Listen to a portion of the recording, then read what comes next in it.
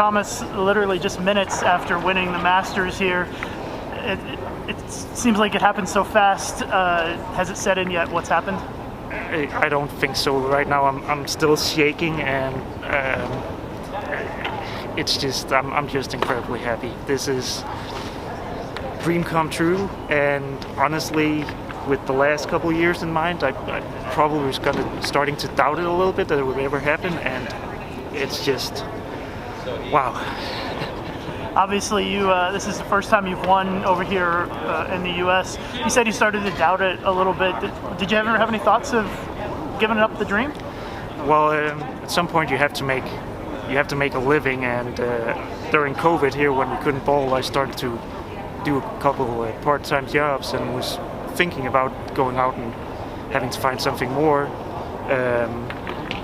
So this comes at the perfect time, basically. Just a great confidence boost and a little bit of money for a new house. and gives you some confidence to keep chasing this, right? Yeah. So talk a little bit about that match. It was a very interesting championship match against Jesper. Both of you had some stretches where you didn't execute very well, and the lanes were tough. When it came down to the 10th frame, it looked like you made one of your best shots, the first shot in the 10th, and then not so great on the second one. What happened in that 10th frame? I told myself, basically, I felt like I had a good look on the left lane, and then I just completely threw it out the window in the 8th frame. So I told myself, move one left, make sure you keep it in, don't get it out. And I threw it absolutely perfect. And then the second one felt like my legs just disappeared under me. So luckily I got 9, put the pressure on Jesper. I knew he didn't have the best look, so I knew the first one gave me a chance. Did you expect that?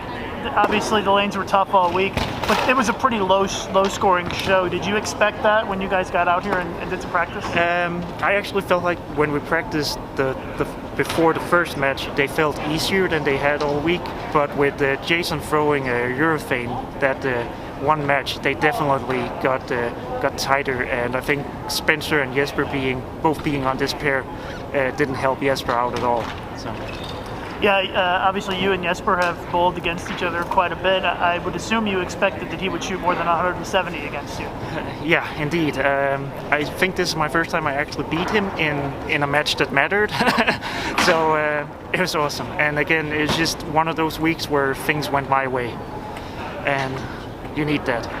I saw you talk to Cecil just a minute ago, and we talked yesterday about the change. You had him drill a new thumb, and that's obviously worked out very well for you. Can you talk a little bit more about what the change was and how it worked for you? Well, I've been trying to do different things with my thumb, my span pitches, just to get out of it more consistent. I've always had a issue with feeling like I get stuck in the ball at some point in my swing.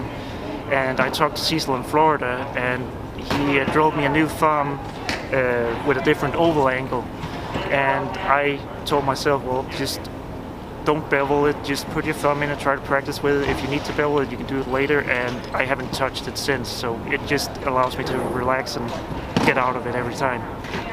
Not a lot of time to celebrate this because the US Open is getting ready to start, but what are you going to do tonight to celebrate? Have dinner,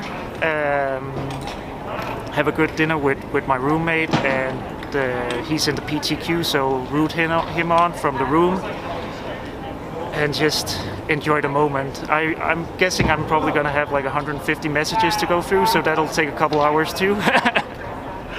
Thanks, Thomas. Congratulations. Thanks, Lucas.